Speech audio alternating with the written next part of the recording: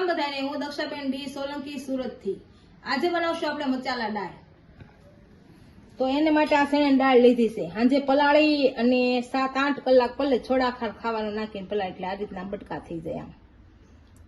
આ આમચૂર પાવડર, આ મીઠું, આ હંસળ, આ ચાટ મસાલો અને આ કશ્મીરી લાલ મરચું અને તેલ તળવા માટે. તો આને પેલા કોરી કરી નાખી, કપડામાં, કોટનના કપડામાં કોરી કરી નાખી.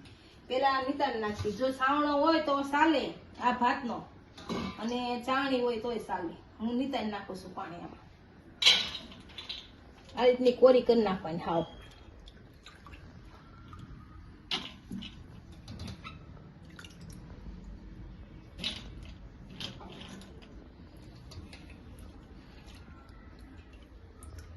બધી દાળને આ રીતના પાણીને કાઢી નાખવાનું હાવ. પછી આ 4 કે 5 કલાક સુધી આ પડી રહેવા દઈ. તડકે નહીં હુકવવાની, પંખા નીચે હુકવવાની ટાઢા સમય.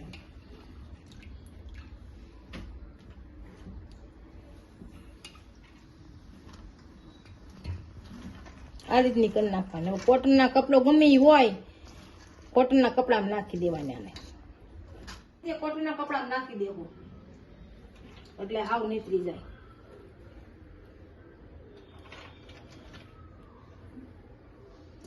પેલા બધી નાખી દેશું.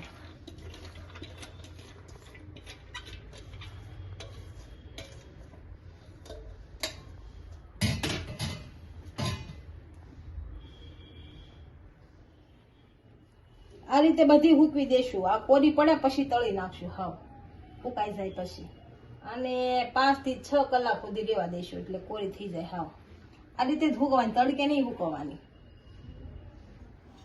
આપણી દાળ 6 થી 7 કલાકમાં સુકાઈ ગઈ છે હાવ. આને કાઢ લઈએ એક વાસણમાં. હાવ સુકાઈ ગઈ છે. આ રીતની સુકાવે, પાણી ન રહેવું જોઈએ. આને એક વાસણમાં કાઢ લઈએ.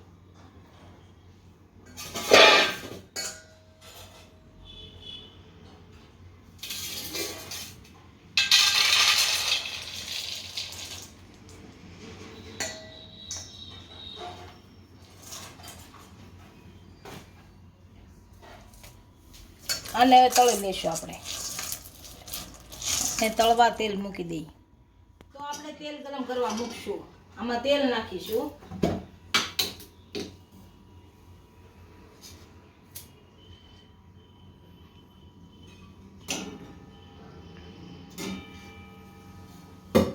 ગેસ ચાલુ કરીશું.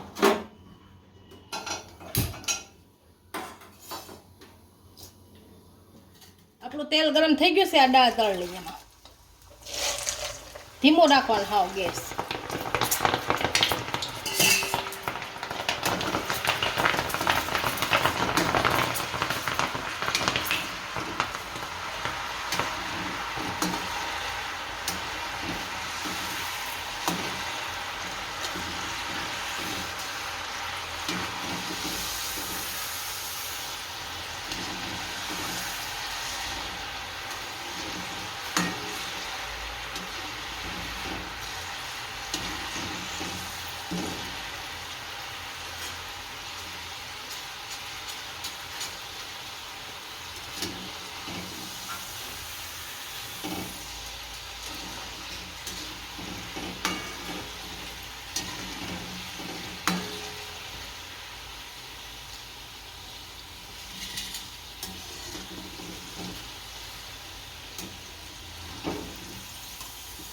દાળ તળાઈ ગઈ છે. આમાં કાઢી લઈએ આપણે.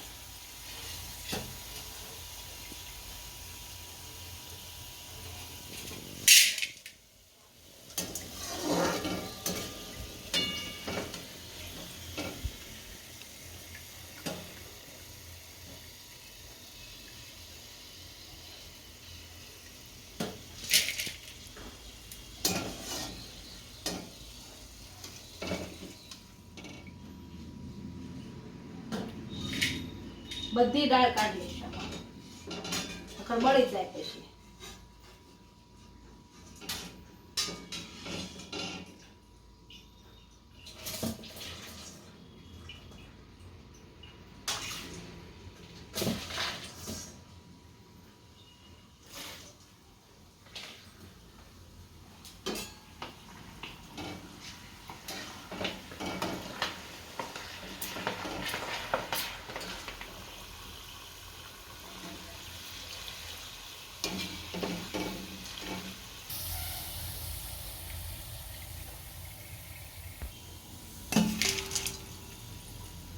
આ જ રીતના બધી દાળ તળી નાખશું.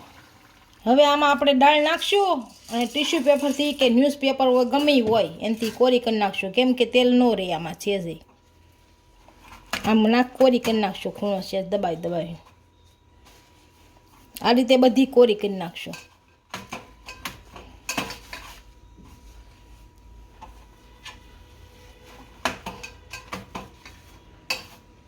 આપણી કોરી થઈ ગઈ છે. હા,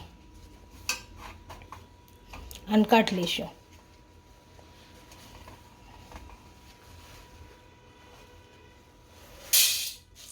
આપણે દાળ કોરી કરી લીધી છે બધી, બહુ કડક થઈ ગઈ છે જો. હવે આમાં મસાલો નાખશું. પહેલાં હંચળ પાવડર નાખશું. આપણે પહેલાં જોતું હોય એ પ્રમાણે થોડું થોડું નાખવાનું અને ભેળવી નાખશું.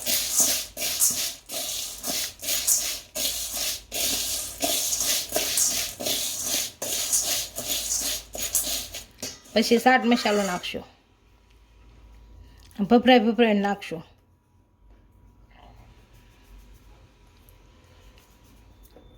આ જે પ્રમાણે મસાલો ખાતા હોય એ પ્રમાણે નાખવાનો.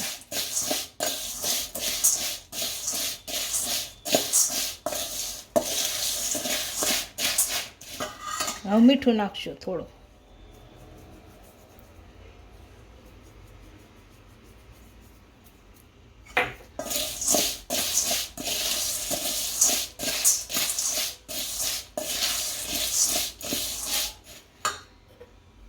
હવે આમચૂર પાવડર નાખશું.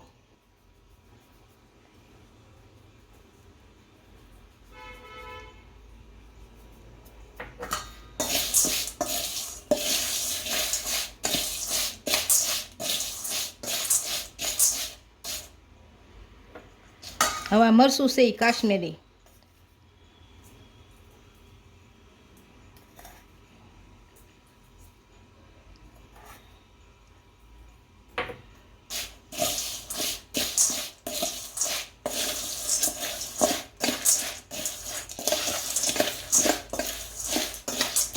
આપણે મસાલા તૈયાર થઈ ગયા છે. એક ડીશમાં સર્વ કરી લઈએ.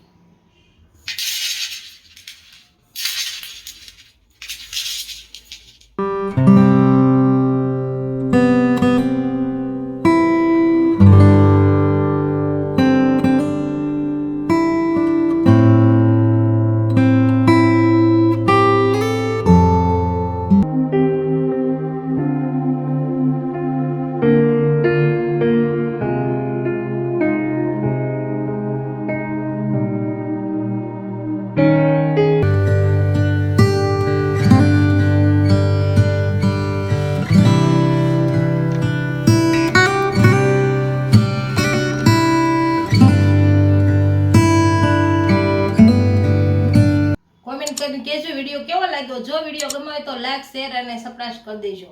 મળીએ નવા વિડીયો સાથે. ઇન્સ્ટાગ્રામ અને ફેસબુક પર ફોલો કરવા નહીં ભૂલતા.